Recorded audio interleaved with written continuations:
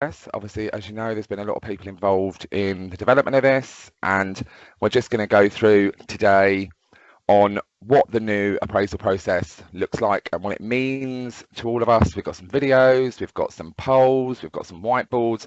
So I know obviously there's a lot of people on the call, but I'm trying to keep it as interactive as possible.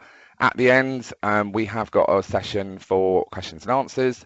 And then what we will be doing, obviously there's loads of supporting documents that support this whole process. So what I'm going to quickly go through is what's included and different about the new appraisal process.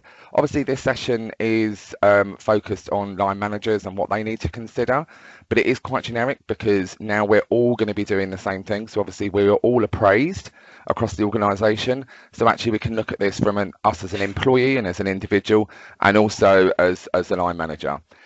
When I say we're going to look at what the split looks like now, obviously at the moment we just have objectives, and going forward we've got a very, very different way of recording how we deliver and how we achieve in our roles. Then I'll talk about what else is new to the current appraisal system that didn't exist in the last one, what the process is, and then carrying out how we carry out a mid-year review. Now I know we won't be doing that for about 6 months, but I think it's really good just to cover off a little bit of that so you can prepare in your mind what we need to do. And then just at the end, I'll just cover off what sort of tools we're going to make available to you to enable you to be successful at running these appraisals.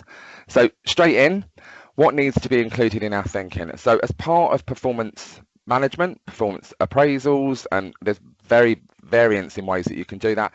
It's the big thing that we look at is performance improvement. So how do we continue to improve in our roles in that we deliver? Obviously, we all start a role, and then through our life cycle with Parkinson's UK, there is always a curve that we need to keep to, and it's always going up because obviously we always need to do more and do things differently. So it's really about performance improvement. It's about staying on top of that curve to make sure that we are continuing to strive and be successful in our roles. We have to focus on reaching the level of development and the level of performance to stay within that. So obviously, if you have been in a role 6 months, you're just new, you're joining, you're learning. If you've been in a role for 5 or 6 years, you're still continuing to learn because obviously things change every year in all of our jobs, and it's just that looking at performance in terms of that is about how do we stay above that curve so we are continuing to perform. We are a high performing organisation at Parkinson's UK, so it's about making sure that we do that. One of the areas that we do that in is managing behaviour, and obviously we're all responsible for that because it's how we do what we need to do. We need to look at how we need to continue to do that, what improvements we need to make. And I think an area that we need to concentrate on Parkinson's UK with our new behaviour framework is about who's modelling what we expect and how we're promoting these behaviours as an individual within our roles, within teams, and across the organisation. So looking at those and how we want to model these behaviours, and we are all responsible for modelling our own behaviours and promoting these to others. So, you know, and as an example of that, if we believe that someone that we're working with or collaborating with isn't modelling the behaviours that we expect, it's about being confident and transparent to be able to raise those sorts of things. Then we'll look at, in terms of that, you need to think about what support. So what support do you need? And by support, that's got so many different areas. So it's, do I need support from my line manager? Do I need more guidance, more direction, more focus on certain things? When I need to achieve what I need to do, and when do I need to do it by? And the areas are, when we look at support, a lot of people go support, oh, that's learning, so that I need to go on a course. It's not about that. It's about who do I need to work with to improve what or how I do parts of my role. Are there different tools that I need to do? So is there an online training course? Is there text or methodology that I can read? Is there someone that's modeling that or that's delivering a similar role to me and actually they're getting it quicker? Is there, you know, do I need to go to the finance team? I've taken on budgeting. Do I need to increase my knowledge of that? So support comes in very, variance forms, and it's about, as part of your thinking when you're doing an appraisal, whether you're appraising someone or whether you're being appraised, it's about what does that support look like. And it's really important that at this point in time that we're capturing that at the beginning of the year, because obviously that is an enabler to make sure that we are achieving success within our roles. Then we go on, and it's we're going on in terms of what needs to be included in your thinking around that, it's the bigger picture stuff. So obviously we all know, and there's feedback, that we have a vision and a mission at Parkinson's UK. We have, we're currently coming to the end of our 5-year strategy, but it's about looking at the bigger picture and saying, we need to continue to improve to have a bigger impact on people's lives affected by Parkinson's. And actually, as a member of that team and as a member of the role, it's how do we continue to improve? Obviously, we also need to make sure that there's links to what that looks like. And it's around making sure that we're focusing on the level needed and that we're maintaining that. And in terms of that, it is about managing the behaviour. It's how we work. So just in terms of that, I'll just flip over to the next one. Then as a line manager, so this is where we all have a role as a line manager. It's about the relationship that we have. So obviously we have relationships with all of our teams, but I think from an employee-led area, it's about making sure that we strengthen that relationship and that we really look at that relationship is how do we work. So the biggest thing that we have problems and that we have conflicts in is around through, oh, I wasn't told that, I wasn't clear on that element. And I think the only way that we achieve that is through discussions, through being open, through being transparent, through constant feedback. And that feedback is not always down. You know, it's not as a line manager, it's not just I need to give feedback and I need to ensure that I'm telling one of my employees how to do something. It's about peer-to-peer support. You know, we have that a lot across the organisation, but it's about making sure that when we do that, it's clear. There's a joint understanding of what that looks like. And I think the biggest area of that is there's a commitment from both parties to ensure that it's achieved, that we check in and that we look at that. Because in terms of that, as soon as we have areas where there is a breakdown of relationship and we're not following those 3 areas, that's when we then get the conflict or we get the disparities around, I think I was performing, I thought I was achieving against the goals or how I need to do my job. And actually, if we don't continually do that, then when we come to the more formal aspects of performance management where there's completely different views, that's then when we get blockers, and actually then it's really, really hard to actually move across that, you know, move forward from that. So we need to make sure that those happen. In terms of looking at the contribution, I think the contribution to improve is always job driven. So it's about an individual, and it's making sure that if we recognise there's an area of improvement, or there's an area that we want to work in, or there's an area of development, or there's an area that I'm excelling in, it's about making sure that everyone understands who needs to contribute to what to make that happen. And I think that's really, really clear. Then when we go down to as each team member, we are all different. And again, that there's, you know, we've got big job families across the organisation, we've got individual technical roles. I think it's about making sure that we focus as everyone, as an individual. Yes, we might have the same role to deliver, we might have the same objectives. In terms of where we are in terms of that, when we look at how we do our jobs, we are all different. We all come from different places. We've all got, you know, difference in us. We're all at different stages in our career or different stages in learning. So there is an element about how we do that, which we're linked to the behaviours, is about we need to look at people as an individual. And that's not that we accept behaviour that's different from individuals, because the expectation is the same, but we all learn at different paces. We all get to places in different speeds, and we need to recognise that from an employee level. And yes, there's an element of, if we've got people doing the same job, you might have 90% of the people delivering and doing it all, and you might have 10% that are not. But it's about what support, how can we enable those people to make sure that they're achieving the same.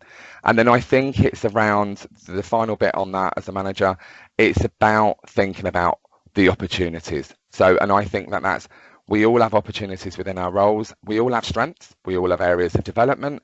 And we all, like I said earlier, we've got some people that really model, you know, exceptional skills or behaviours in the organisation.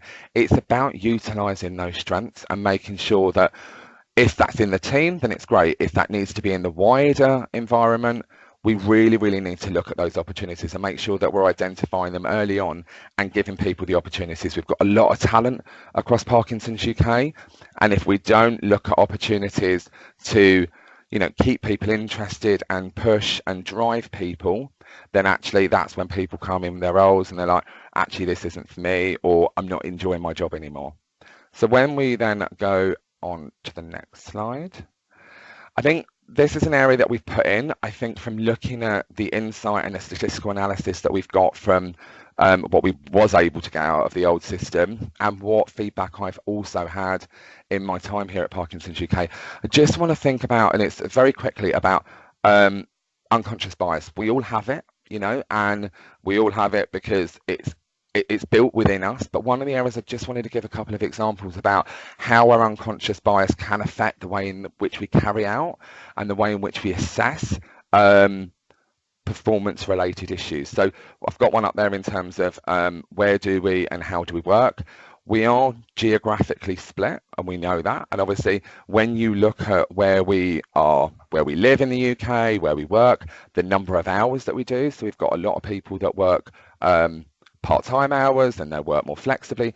Actually looking at that, there is, you know, the evidence to say just because, and people put this, just because someone's part-time, that doesn't mean they can't exceed in their role, you know, or just because someone only does 1 day and someone does 5 days, the person that does 5 days can always go over and above. That's not the case. It's what is needed from that person in that role, and what does performing look like, and what does success look like, or outstanding. And I'm using these words, which I'll go into a little bit later. Also, there is analysis that I was involved in years ago, which actually and it was obviously it's only a study, but and a survey, but actually that survey did show that, and I'll use an example, but people, so women between the ages of 55 and 65 that were in the West Country would rate themselves as performing.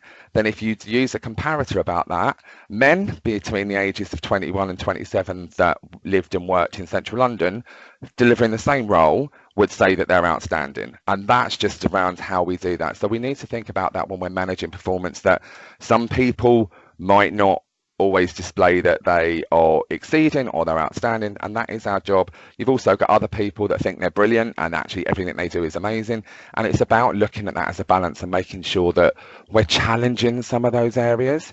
I think in terms of that, there's the age thing, and this has always been an issue. It's that someone young hasn't got much knowledge, hasn't got much skill, to someone that's more mature and later on in life. When you look at that, actually it doesn't matter. It's about skill. It's about someone's approach. And actually, you know, in the people that I've worked with, sometimes you've got really, really young, and people use the word energetic around young people, which is a discriminatory term because it basically says that someone can't be energetic when they're later in life. But actually it's thinking about that. Age doesn't necessarily give you any more competence or any more way of focusing on how you're delivering your role. But then you've got so moving on to that, you've then got the relationship side. And this is a really big thing at Parkinson's UK because of our culture, because we are so friendly. You do have, and it's already been, and I've already done the analysis on this, that you have people that got friendships at work. And actually there's a twofold thing. Some people will actually say to someone, actually I'm friends with this person, so I'm going to be harder on them when I'm carrying out their appraisal because I expect more. You've got other people that might see that there's a perception that because you are friends, actually they get the better marking. So it's just being conscious of some of those things and just making sure that when you're looking at evidence, it's evidence-based and you're actually taking that out. Then you've got length of service. There's all that. We've got a lot of people at Parkinson's UK that have been here a long time, so 15 years plus. And then you've got people that have only been in a year. Does that have an impact? Just because someone's been here 15 years, does that mean they're better at doing their job than someone that's been here a year? And again, that's one of the areas that we need to look at. You have got the gender area where it's like actually you've got more women doing jobs and you've got more men doing certain jobs. Actually, it shouldn't be a factor. And again, we need to make sure we've got that. One of the key areas that I've looked at and just done the analysis around the interim appraisal process is around this duplicate. Just because I got exceeding last year and the year before and the year before, that doesn't mean that I get it this year. So I just wanted to be clear that we're starting this appraisal process. Clear slate, it's a completely different way of doing things. And we need to just remember, 80% of the organisation, and that's not a figure we're going to put, but it's a rough estimate, should be performing in their jobs. And we really want to make sure that actually that's the expectation. And like I said, we're a high performing organisation, so that expectation is quite a big one. But then recognizing and evidencing people that are doing over and above that. So that was just a quick thing around that. Going to link to our behaviours because it underpins everything we do at Parkinson's UK. As you all know, these were refreshed in December 2018. And now it's about bringing these to life through everything we do. So not just through the appraisal process, but through the onboarding process, through everything that we do. So, you know, in the way in which we do and deliver agile. I'm not going to go through them because you've all seen them, but it is about, you know, when we're using these and bringing these to life throughout the appraisal process, it is about, yes, I do a certain role, and whatever that role may be, but it's how do I then need to unite or collaborate and work with other people, whether people affected by Parkinson's, people that are fundraisers, people within the organisation, and actually how do I need to do that to be successful in delivering and performing in my role. Then we've got people first, and that is around, you know, we need to put people affected by Parkinson's at the heart of everything that we do, but as collaborators and as people that work across Parkinson's UK, we need to think about other people. We need to think about the impact that we have on others. So by me making certain decisions in a project, have I considered other people and the impact that that might have on them or their work? So it's about, again, through what, and this is obviously all of the things how we do. Pioneering's a great one. I think when you look at, you know, I look at just Parkinson's UK when I joined 18 months ago, actually, I think we've come leaps and bounds and we've really been creative about how we use digital, how we use digital tools, how we innovate across certain ways, you know, and research is a prime example of this. You know, you've got the virtual biotech. It's unheard of in other areas of our sector, but actually we are the pioneers in that, and it's about taking that and disseminating that throughout the roles that we do and make sure that we do have the opportunity to do that within all of our roles. And then I think this comes up time and time again, it's driven. We are quite driven. We're driven, we're all here for the impact and effects of people that our role have on people affected by Parkinson's, but actually we need to be driven to continue to stay above that curve. And actually we, through that drive and that determination, we do see the impact of what we do in our roles across the people that we work with and across people affected by living with Parkinson's. So I think you'll hear a lot more around that as we go on, because that is going to underpin everything that we do. Just a very, very quick thing. Sorry, I needed to take a mouthful of tea because I'm talking. When we look at this, we've been working really hard and collaborating across the organisation. We have got, and this is just the Digital and Data Universal Expectations. This is a piece of work that we've been working on for a while, and it's got 8 themes. So we've got digital understanding, keeping data safe, creating emerging data, and using data to ask questions. One of the things that we try to just disseminate from this, and it's just really for you to think about, is what am I expected to do, link into that, how I'm going to be measured, or where I find information on that, and what will enable me to be successful in that. So there is this. I'm just going to pick a couple. So in terms of understanding data, we've got there, why is it important and how do I use it in my role?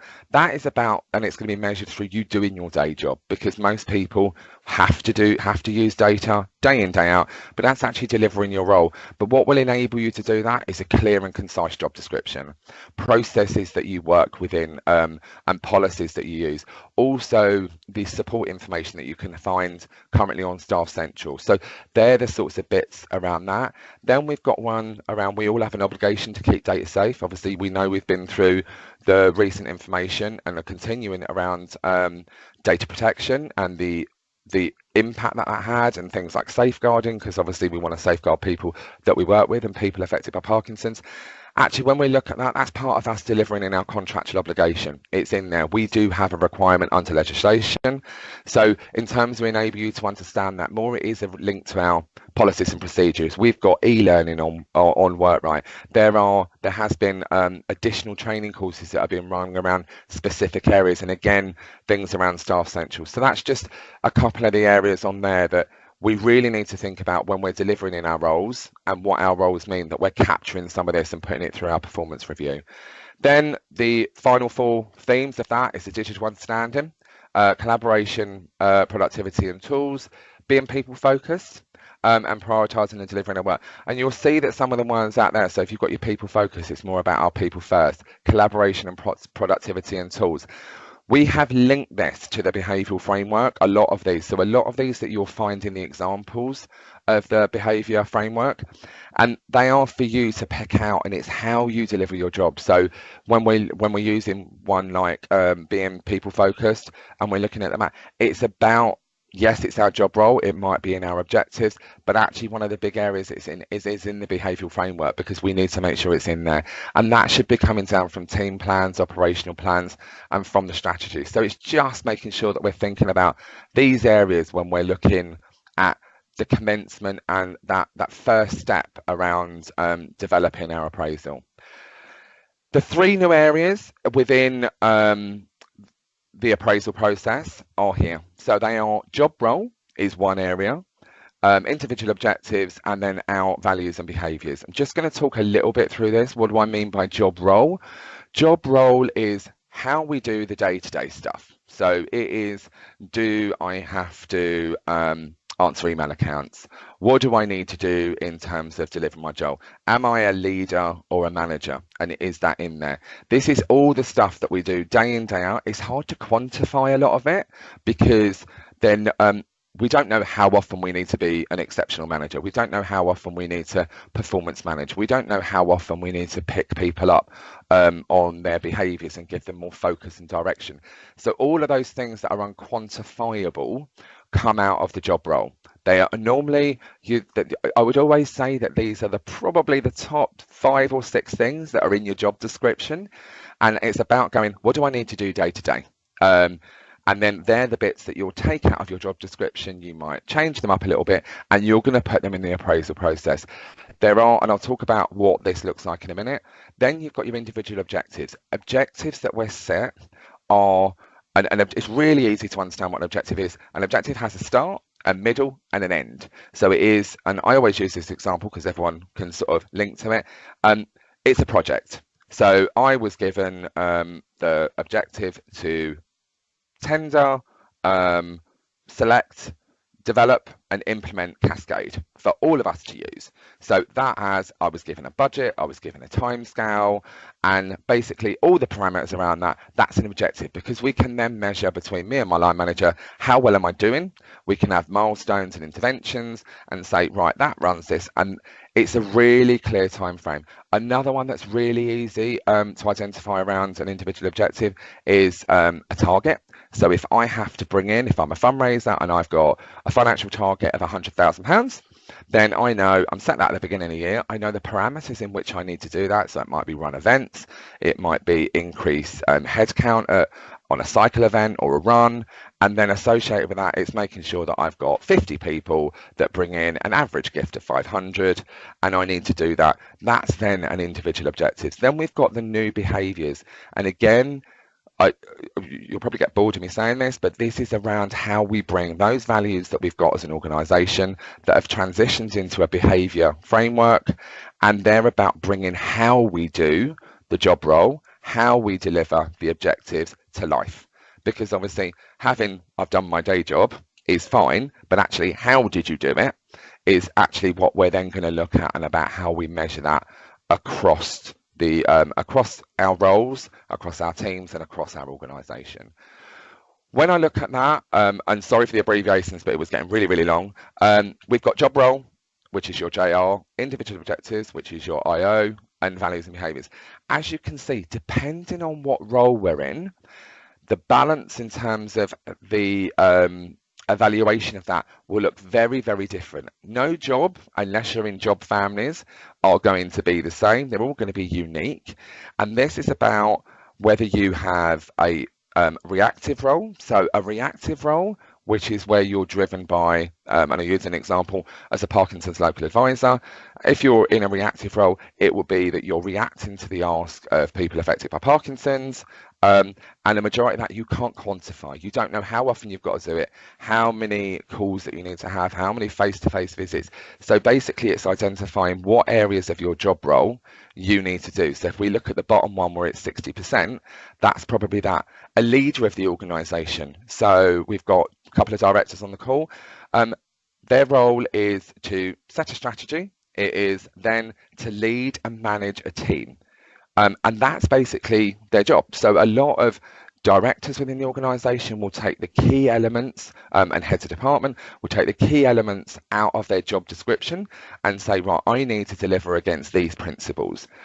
Then when you look at individual objectives, you don't have to have objectives anymore. So if you haven't got a SMART objective, which again, it hasn't got a start, a middle and an end, then there's no need to have objectives. Your whole performance will be measured on what you need to deliver in your role, and then the VB is your value behavior. So, and then again, how you need to deliver. We've set that parameter. We've got four behaviors. We've set them at looking at 10% in terms of weighting against each of those behaviors. Obviously, and I'll go through that a little bit later, you can flex on that. So if you believe that so Uniting will have 10% of that 40, and you all have an individual objective around that. But if you think, actually, I need someone to collaborate better, more effectively, and unite with their team better, then you can put an additional objective in and just put link to pioneering and give that another weighting of 10% within that. When we're looking at the weighting, it's not about how much time we spend on certain elements. So it's not actually, I'm delivering a big piece of work which is going to take me all year, and it's a project. So again, as an example, when I brought Cascade in, that was the main focus of my job. So it's one of the big things. Actually, just because it was a big thing, me and Carolyn agreed that it was only about 15% weighting, because obviously the leadership and onboarding of a new team was quite important. The development of processes and practices and policies was quite important. And actually we then broke that up across that. And then we'll just talk about, it has to be realistic. So I always say, as a manager, sit down and think what you think, but I'd give the autonomy to every individual in their role to go, what do I think that split looks like? So when you look at the second one on there, you've got nothing job role and 60% individual objectives. I would look at that as a project manager, because yes, they're going to have elements of delivering their role, but their role is pretty much as a project manager. They might have 6 projects that they work on, and that's their job. So it is all based on project management. You'll probably never have someone with 0 in that, because obviously there are elements of everyone's job, like your own filing, keeping up to date with things, and and being responsible for the delivery of your role. But actually you could have something that is purely weighted on delivering those objectives. And you'll get a little bit more from that when I show you a video when we go through that a little bit later. So what we're going to do now, I'm just going to quickly, and this is where we get a little bit interactive, so I do hope you've been listening, is when we look at the 3 elements of the appraisal, when we look at the role, the objectives and the behaviours, what part of these elements, so we've got 12 elements here, we've split them over 4 different whiteboards, where do you now think that they go within the appraisal process? The reason I'm doing it is just to create some conversation. Obviously it's one-sided because I will just do all the talking. So what Jez is going to do now is he's going to put up the first one, which is around that. And what I want you all to do, on the right-hand side of your whiteboard, you should have a little green tick button. So I will just show you. So where I've got that, what I want you to do, and I'm just going to give you a minute just to do this, is where do you think that a financial target goes within the new appraisal process? Is it in the job role? Is it in the objectives, or is it in the behaviours? And then again, taking minutes at a meeting, communicating with stakeholders and delivering against KPIs and SLAs. I'm loving the fact that this is working.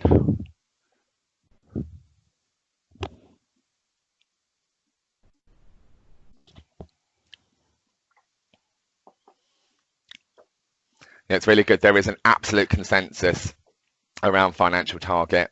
Yeah, it has to be an objective, because obviously, like I mentioned before, it has a start, middle and an end, and actually we need to go, what does that look like? I'm going to test you a little bit more on that a little bit later.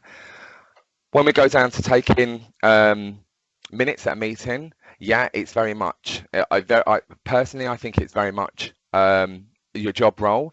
It could be, and there are certain roles, there are certain roles where it could be an objective, where you could say, You've got to take minutes at, and I'll use, I'm going to use the assistant company secretary. You need to do that at every trustee meeting. It has to have this format. It needs to include actions. It needs to be 100% accurate. It needs to have all the attendees. It needs to be written up and communicated within 3 days of the board. If it's that sort of objective, so we're talking about minutes at that sort of environment, then yes, it would be an objective. If it's just in there, take minutes at meetings, and you don't know how often the meetings are, how long they last, what the subject matter is, then again, it's part of doing the job role, because you can't quantify it. In terms of the behaviour, it probably isn't, but in terms of that, it might be how you do and how you communicate around it could potentially, but majority of the time, that's either, I'd probably say 95% of the time it's going to be in the job role. There might be, again, examples where it is an objective. Communicating with stakeholders, yeah, it's, you know, when you look at that in terms of people that manage inboxes, or how you do your, so responding to emails, managing inboxes, that is very much your job role. But you're also quite right for the other people that are pit behaviour, because communicating, how are we doing it? Are we doing it effectively? Are we giving the right information at the right time? So that's again how we're doing it. And I love the fact that we got a really even split across that, because it is both, because it will be in our job role, but the biggest thing about how we communicate is, yes, we do it in writing, we do it in that, but is it effective? Is it clear? Is it concise? So it's how we're being perceived by the stakeholders that we're working in. Delivering against a KPI or an SLA. This is always one of the one. I'd love to know the person who put in job role. A majority of the time, delivering against a KPI and SLA, it is doing your job, because it's something that we say that as managing an email. So if you manage an email box, so within HR, we've got HR queries. There is an SLA around that says when they come in, because we don't know how often they're going to, we need to react and respond within 4 hours if it's a payroll query.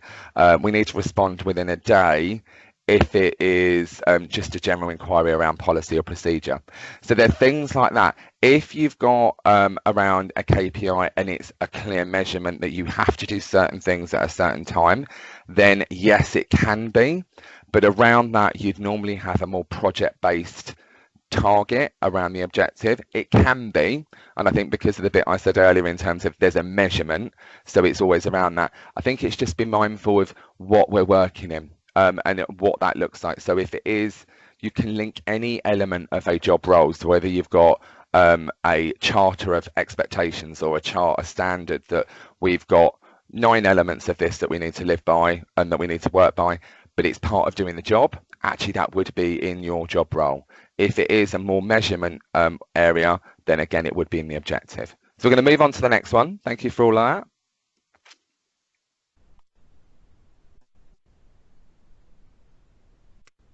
So on this one, we're reaching a milestone, carrying out a project, line management responsibilities, and being an active team member. So again, if you can just go and do that.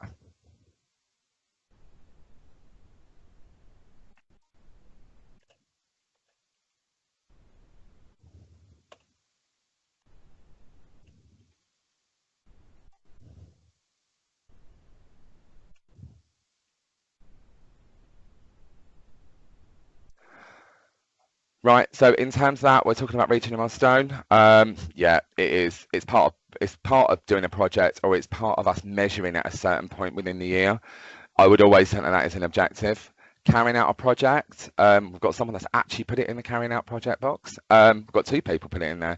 I don't know if that's because they don't know or they just think it's in there. Carrying out a project is always an objective. Anything that has a start, a middle, and end, even if that goes over 2 years, 3 years, it's still, you'll have a milestone that you'll have to check in at the end of that year. But carrying out a project is always your objective.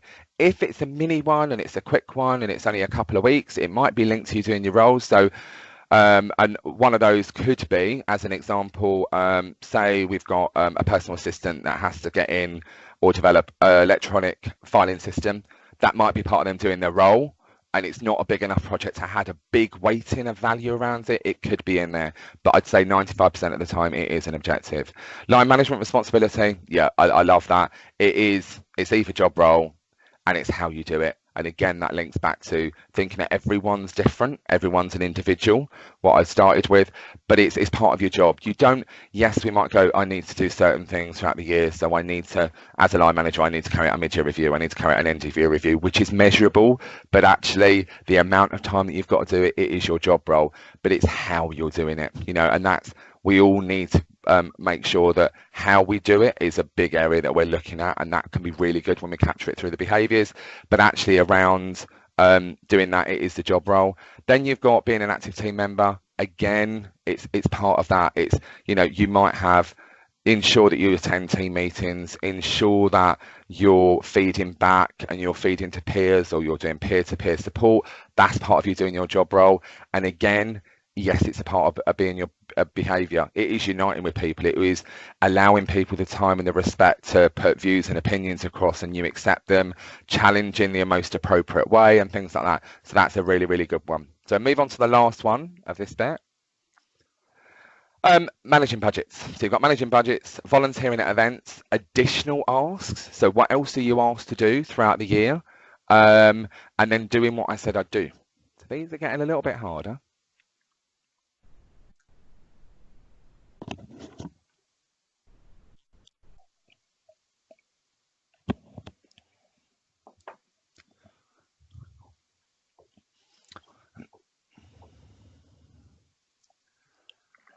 So I'm going to kick off. Managing budgets. Again, yeah, it's a difficult one. Again, we don't know how much we're going to be. We don't know where we're going to be. We don't know what we're going to have to spend. I know we plan, and we're really good at planning at Parkinson's UK, but actually a majority of the time it would be. So for me, for instance, yes, I manage big budgets. There's an element of it in my job role. There is also an element for me that some of those are linked to projects. So when I did Cascade, there was an element of managing the budget within there, so it could be an objective. You've also got roles such as finance departments and things like that. Managing and supporting managers with budgets could be an objective, making sure they're keeping within, that you're putting elements to raise up to senior management when people are going over budget and things like that. Volunteering at events, again, it's how we do what we do. We don't make people volunteer at events unless they're in the events team or they're in fundraising. It's part of the role, so it could be put in there. I always use the word volunteering and not working. So volunteering at events is we make a conscious choice. So yes, it's how we're doing it. So actually it's normally always recognized in the behavior. If we are managing an event or working on them, then again it will be in the job role, or it might be in the individual objectives. Additional asks, I put this in there because I think it could be anywhere. We don't, what is that? How long is a piece of string? What do we need to do? It could be that we step up and we do more, which could be recognized in how we do something through a behavior. It could be that we're given an additional or an objective throughout the year that wasn't thought about at the beginning, or it could be additional asks that you're asked to do something at a high level within your role. So it's one of those. And again, the biggest thing I'd say about additional asks is this is where it comes back to the openness around making sure that we're planning appropriately. Additional asks, we can't expect someone to do more than 100%. 100% is delivering the job, their objectives and their behaviours. So if we are given additional things, we need to remember as managers, we need to take something off of someone to give them that. If someone does take on additional line management responsibility to cover a period of absence, then recognise that through their behaviours as exceeding, because they're going above and beyond. But actually, we don't want to burn people out here. We can't expect people to do 110%. One, it's not possible, but actually, so it's really looking about what we do that, where we've got that, and doing what I said I'll do. I've put that in there. It is a behaviour. It's how we do something, and it is, you know, yes, you've got an element of it's in the role, but actually, when we're talking about that's more of a detail, it's more of a task list, it's more of a what do I need to do, but actually, you could link it to an objective, but it is. I've said I'll do this. I've said I'll achieve success in my role and across my objectives. Actually, that is always how I do it. So it's a big area of how I do what I say I'm going to do. So moving on, we're just going to move on to the next area, and I need to, this is where my technical skills lie. So let's go back to the presentation.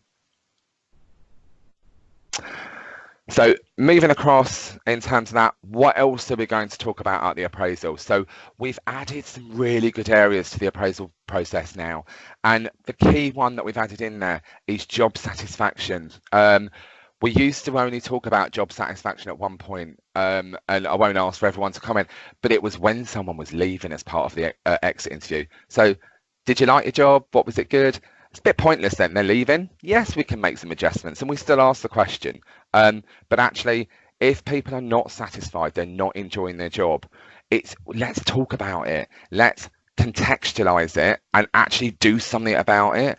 I always have this. So in one of my last roles, I had 4 people that reported into me, and I gave them all some element of delegated authority through budgets. And one of them actually came to me one day and said, I hate budgets. I'm not good at it. I don't like it, and I don't want to do it. And I had another member of the team that loved budgets. So what I did was, to make that person satisfied in their job, I removed it from one person's role and gave it to someone else's. Now, I know we can't always do that, but if we have got elements of someone that just really can't stand elements of their job, or they love elements of their job, it's about us recognising the talent again across Parkinsonshire and go, what can we do about it? If there is nothing we can do, then clarity going, there's nothing we can do. Actually, if you don't like that and it's a huge element of your job, is this really the right job for you? And that's a conversation you can have. And that's not about then going, right, I don't think this job is for you. But actually, it's around, if someone's not happy in their role, why? What are the factors causing that job satisfaction? And we've added in there a rating and some context, but it's more around the discussion, if I'm honest. Then we look at individual personal development, and that is, what development do I need or support in the coming year or in the year to deliver my role better, more effectively, more efficient, to exceed, to excel. So the individual personal development is about learning that's needed in that year or in the year that you're coming ahead, so you can then plan better. Career development is about asking that old, really archaic interview question, where do you want to be in 5 years? And I think the bit that we've got about that, I'm a big believer of talent management, succession planning, and areas like that. If we ask that, it's now a nice environment to say, where do you want to be? And you can say you've worked with your manager for 6 months or a year. I want your job. Right, what are you doing to enable you to get there? What else can we be giving you? Where can you step above the parapet and do additional things? And it might be that you want to go to a head role, that I've got no budgetary experience. I've got never done a strategic plan or anything like that. Actually, there's nothing wrong with you doing that in your own time to develop and upskill yourself. So actually, you're getting yourself ready for your next career move. And we do understand at Parkinson's UK, we are relatively small. So there are going to be elements where actually, you say you want X, Y, and Z, let's support you, let's enable you to get there, even though that might mean that your next career move is outside of Parkinson's UK. We know that we are going to lose people, and that's just part and parcel of it. Then you've got the traditional employee summary, line manager summary. Again, if you've mentioned things throughout the appraisal and you've captured things, I don't want you to reiterate everything you've put in. It's just an overall summary. It's just a sign-off comment, and just for you to capture and summarize some of the salient points within that. And then you've got the ratings. So the ratings are really important. We are changing these. So we're going across and we're going across to a new rating structure from what we used to have. We have underperforming. I've come up with that first. We do have areas that people are not performing in their roles, and whether that is linked to an element of a role because they don't have the skill or they don't have the capability. You've got an objective. It might be a new project that they're leading. They haven't necessarily got the skill, or they've been working in their role and they're not doing it in the right way or at the right pace or whatever around that. And then you've got the behavior. Obviously, we've got a new framework. We should all be able to be performing these within our role. But actually, if someone's not, and they're not displaying the behaviors that we expect someone to do, and it's not the standard of expectation, then we need to have conversations throughout the year, constant feedback. And then, there are areas that, people will not be performing in those roles. Like I mentioned earlier, you've then got performing. That is 80% of us. There is an expectation around performance management that there is this 80-20 split. So we expect, as a high performing organisation, 80% of us, which is a lot of us. You think that's 80 people in every 100? I know that's maths. I'm really good at that. But in terms of that's where we really, really want everyone to be. Then we've got the areas, and I use this, and I'm sorry if people don't know this. There was an old advert which was Ron Seal, which one of the statements on it was it does exactly what it says on the tin. So that's what I always look at performing as. It's, am I doing the job that I'm asked to do? And am I doing it really, really well? Doing the job really, really well is performing. And that's really, really what we want. Then you've got exceeding. And I think this is an area where we then start getting into the, what does exceeding mean? And I've put that up there. I think it's, we're performing in every aspect of that area, but we are going above and beyond the expectations on a continuous basis. It's not, I performed my job really, really well, but once I stepped up and I chaired a team meeting because my line manager wasn't there. That's not what it's about. It's about a continuation and evidence-based exceeding, stepping up, doing more on a real frequent basis. And I think that that's one that there is a shift change from the old system to the new. Is to get that, we really need good evidence of that continuation and that regular commitment to go above and beyond. And I always use that because, you know, it's, we don't have, it's going to be a handful of people that get this. And then we've got our talent, you know, we've got our very, very talented people. And these are people in outstanding that have done exceeding, they've done all of that, but they have contributed in a way for Parkinson's UK to be recognised. They are exceptional people. And I'm going to be really honest, it's probably 2% of the organisation that would get this. So if you're looking at 500 staff, you know, we're talking 10 people here that would get this grade overall, or for an area. I'm not saying you might not get outstanding in one of your behaviours or a project that you've worked on, or an element of your job role. But when we're looking at this and we go to the end where we've got a overall rating structure, getting outstanding across your whole appraisal means you've got, you basically, you know, you've walked on water. I always say around this, we should be, to get this, we should be significantly recognised by the stakeholders, not just doing your line manager. It should be recognised by the people that you work with, the people that you've come into contact with, external people, senior leadership teams, because that's about you really stepping up and doing things which are exceptional. So there is that. I get that this is a new structure, so it's going to take some time, and what we're going to do is really, really work with managers and the leadership teams across the organisation to really make sure that we're using these in the right way. So I'm gonna, just because I need a break, we're gonna have a 5-minute break because I know it's quite a long call. So I'm gonna stay on the call. I'm just gonna go and grab a water. But if you want to just quickly use your facilities in your house or in the UK office, we're going to have 5 minutes, and I will kick off as soon as we come back 5 minutes. I won't ask if everyone's back. So on my clock, it's 10:50. I will commence straight back. I hope the break was useful. Now we've got a couple of case studies, and this is just to keep you all involved. And obviously, I've spoken a lot at you, and I get that, and I know it's a lot to take in.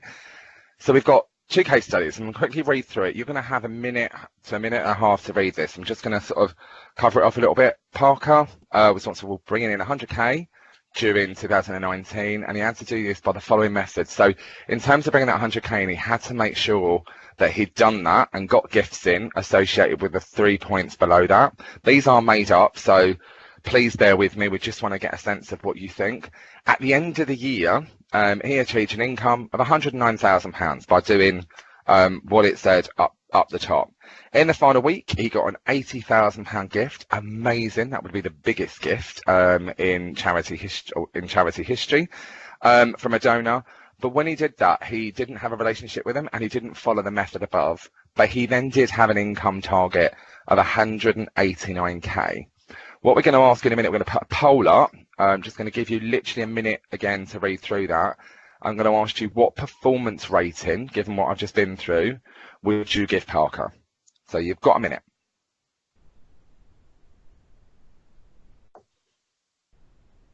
This is definitely where I should have some background music.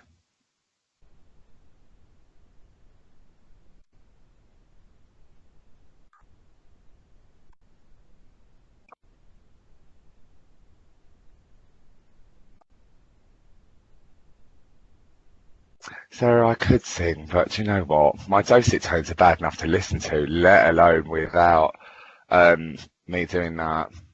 I'll have to get some of the team to have a little go. Yes, still knackered. I'm not going to. Right, Jez is going to put up a poll. Again, what I want you to do is pick what one out of that first case study. So what performance rating would you give Parker? So on you go.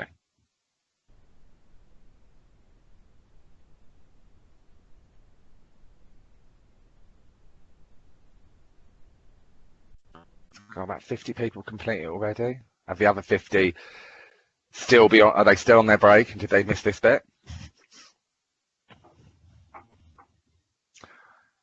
I could dance. You're quite right, Sue. I'm quite a good dancer, but you'd only see my head sort of doing that.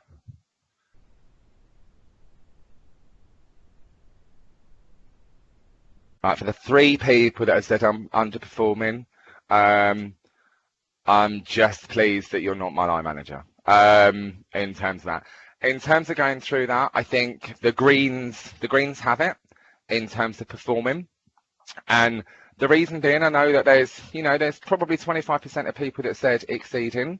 If we go back to the slide, oh no, I need to go back to the slide. Or Jess is going back. Hold on. Give me one sec. We go back to the slide. In terms of that, one of the reasons why, and I can only look at this as if I was line managing this individual, he brought in an income. So yes, he brought in 10% more throughout that year in terms of the way in which he had to use the methods above. In terms of the 80K gift, he didn't do anything for it. Someone walked in off the street, signed a check and just gave it to him. So he hasn't done what his objective said that he needed to do, which was to follow a particular methodology in bringing that in. So actually, when you look at that, he basically did a really, really good job. So he's performing. So in terms of that, and this is just to get a little bit of clarity around setting the standard.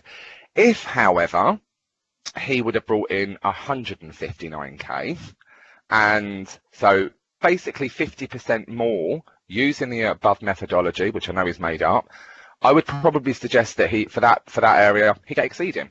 And I think that's quite right. He's done what he needed to do, plus 50% more. And I think that would be, for me, then I'd go, yeah, I think you got exceeding, because that's what we want to quantify. If he, however, brought in the 189K through all of that, in terms of me, he's nearly doubled his income, and I'd probably give him outstanding, because I think, someone can double the income target that they've been set. There is the question around, was it stretching enough? Was it? And I think this is when you then look at it and you go in line with other people and go, right, actually, where are the standards? So if someone brings in 50% more, do we all give them, as managers across that, do we all give them exceeding? If someone doubles it, is it outstanding? And just setting those parameters, so making sure that there is a consistent approach across how we rate. When we go, I've got a quick question from Graham. So how do we know that? By preparing the ground. Because on that one, it's just made up. I've just said he had no previous relationship with him and he didn't follow the method above. So if he did have a relationship with this donor, then he'd probably done the work above, and thereby, if he had achieved that, I would have given him outstanding. So I think it's just one of those. It's just making sure, again, we've got all of the evidence that we need to make sure that we have that. A lot of the time, you could probably have those conversations. What does performing look like at the beginning of the year? What does exceeding look like? What does outstanding? Again, you need to agree that within, if you've got loads of fundraisers, you need to agree that across the board and set a standard so everyone's clear. I would always go, do you know what? What's the standard at the end of the year in terms of things like that? But it's just about communicating with peers to make sure that there's a consistent approach of applying those ratings throughout all of the teams that do that. So now we're going to move across to the next case study. And again, this is Janet. So Janet works with people affected by Parkinson's, and she's had to reach 20 people affected by Parkinson's a week. We've just put it really bland there, so it's not really a smart objective. She's had to increase awareness across of the services and online training offer. So that's what she had to do. At the end of the year, she'd reduced the number of face-to-face meetings, so reduced travel, reduced costs for the organisation because she hasn't had to drive to and from. She's had an average of 10 per week, but she's increased her digital consultations to 35 people affected by Parkinson's. And she'd done that from 5 from the previous year, and she'd done a little bit of additional work. So she's also worked with a local centre to operate a new offer. And I know I haven't given you what that offer is, but again, these are very, very made up, just to give a sense. When we look at that, it's about, again, we're just going to go through exactly the same thing, different poll. What performance rating would we give us? I'm just, because that's a smaller one, I'm going to give you 30 seconds just to have another read through that.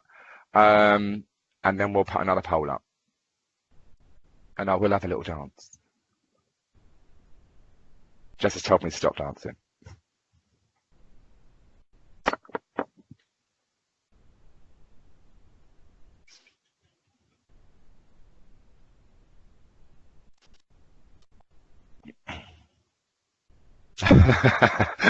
I have stopped. You're in the same mind, Patricia, as Jez. It doesn't look good either. Right, we're going to put the poll up, and then again, we're going to see what everyone thinks. So, what rating would you give Janet?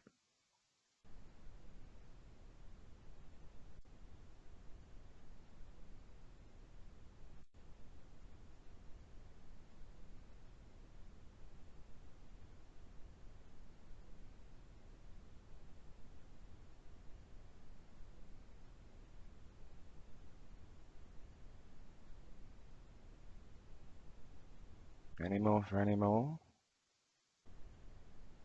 Right, I'm going to kick off. If it was me, I must admit, I think the Blues have it. I would be giving an exceeding rating for that. I think she's turned around. If you go back to, we'll go back to the presentation. If we look at that, she has doubled the amount of people affected by Parkinson's that she's reached, which is, which is great. In terms of that, she's used digital tools, she's used creative ways through her pioneering behaviour, and also she's used her initiative and a drive or a pioneering aspect to actually go out and work with a local centre to have a new offer. And I know, again, we haven't gone through that what that is. If that offer affected everyone with Parkinson's and we then took that offer or that offer was not just local to a local centre and we'd move that, then you would have other people going, do you know what, that is absolutely outstanding, and she would absolutely smash it, and there would be no question that she didn't get outstanding for that. But it just gives us a sense of, obviously, we all look at things differently. We had, on that last one, we had over 17 people pick a different area. It just shows that by doing these and testing these, we really need to make sure that we have clarity about what we need to deliver in our role, what our objectives need to be, and how we need to behave to get there. So in terms of that, that's exactly where we are. So it was just a couple, just to get, a little appetite of the sorts of things that you were going to be looking at as employees or line managers throughout that.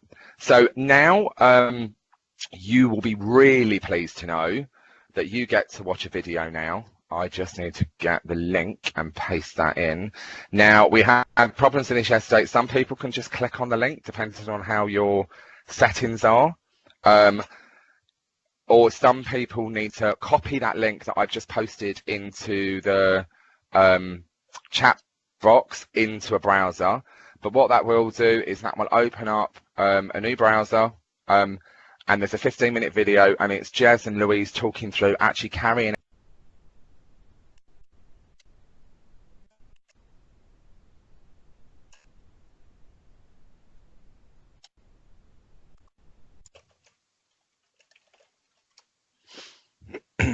Right, I am going to move on because we have most people back. So you're really pleased to know I haven't got long left until we go to the Q&A bit. At the mid-year review, I think the bit that we just wanted to cover off here is what data have you retained? So I know I said right at the beginning, keep those, the evidence that's really, really linked to you delivering your role, performing, exceeding, and all of that. At the mid-year review, you have an opportunity to review that. And I know a lot of people will review it as they go through because that's what we do. We have got an area, as you would have just seen from the video, we've got a document management area within there, so you can just drag and drop things in there throughout the whole year. If you're putting them in there, make reference to them. Don't write up everything that's in there.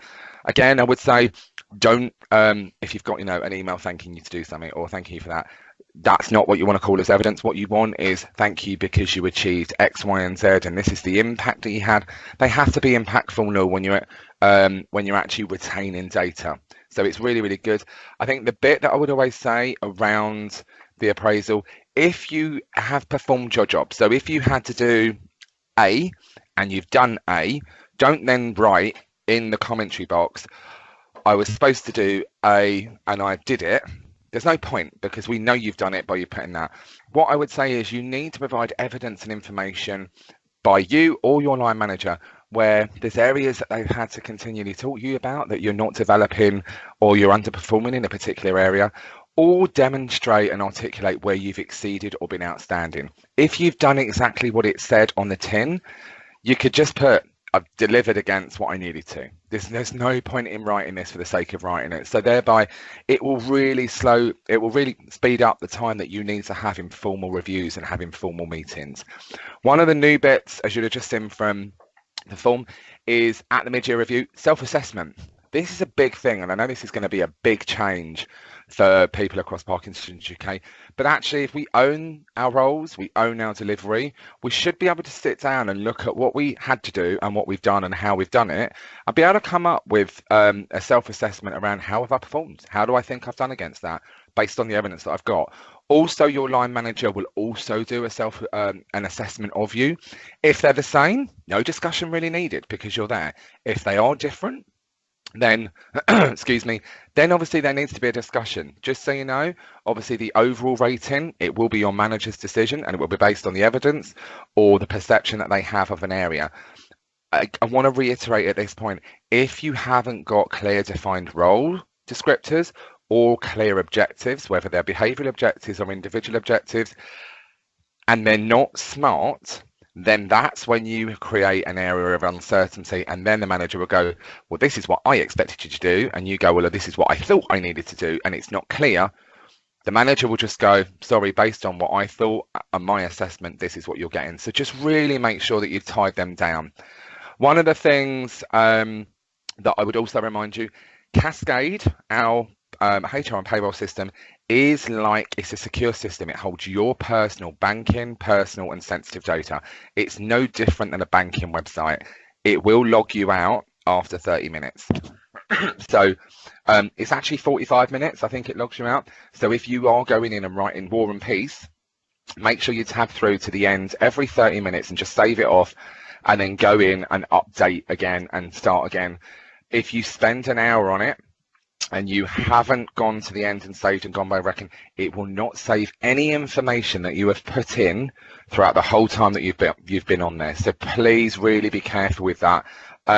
We have it on the longest time open to allow people to put enough content in there, so not saving it every 5 minutes, but actually because it is a secure site and under legal obligations as a site that holds your personal sensitive data, it will log you out. So I don't want anyone losing data, so please make sure that you do that.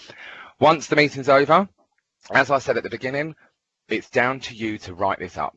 You know, even after the review, your manager will go, right, this is evidence that I've got. We'll have a discussion. This is what I think. This is why I think. You take notes, take some salient points and some summaries.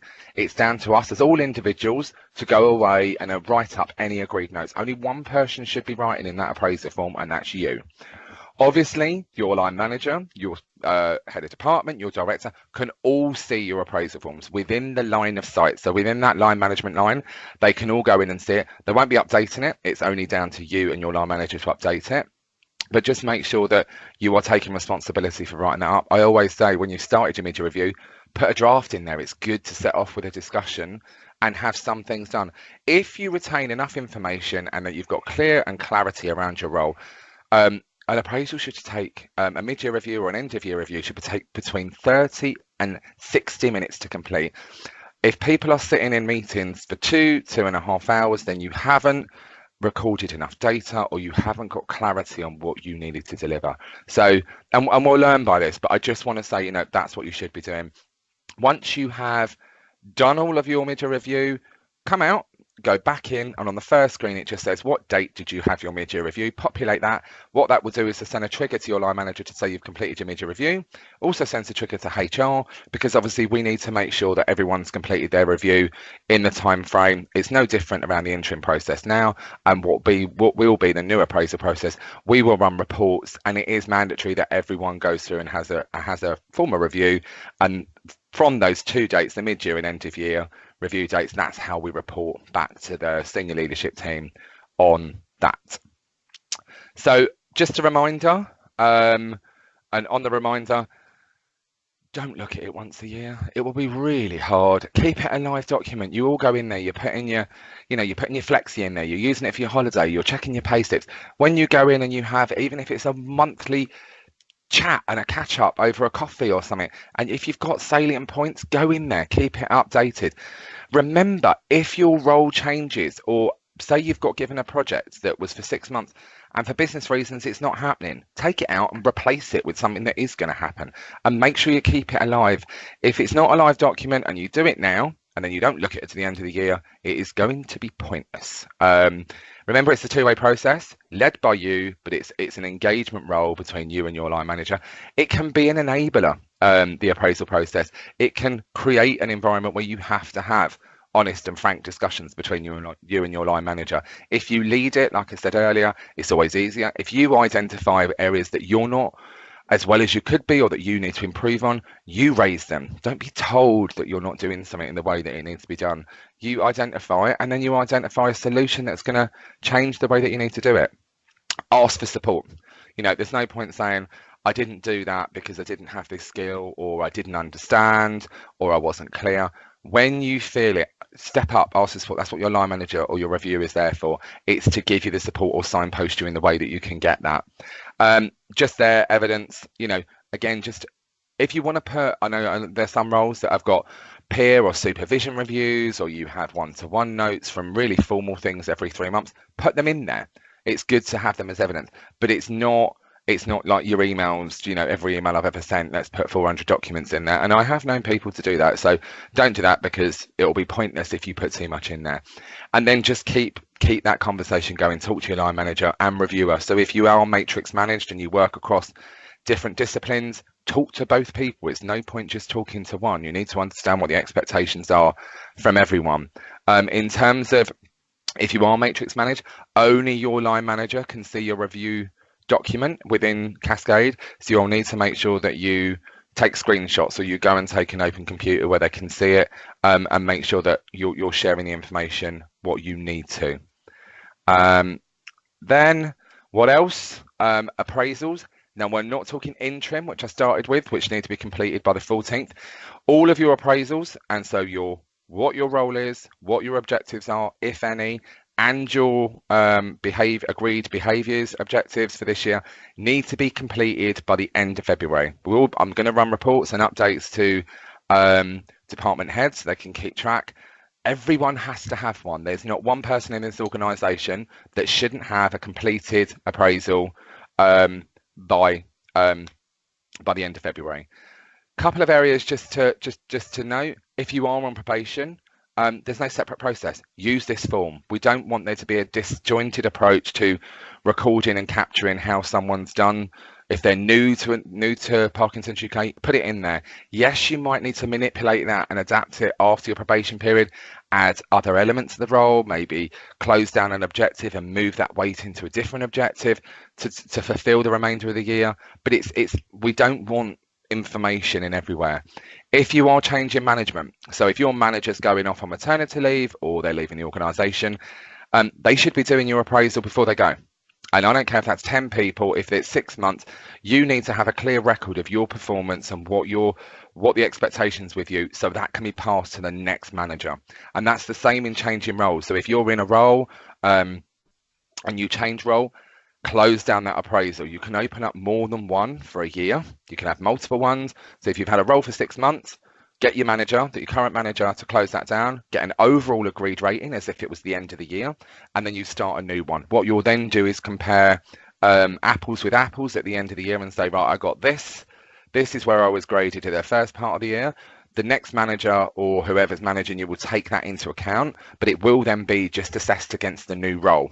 Because obviously, if you have been promoted, you might have been at the top of your game, been outstanding, you've been promoted, got a pay increase. The last remainder, you might be developing in that role because obviously you're new and it's a bigger stretch.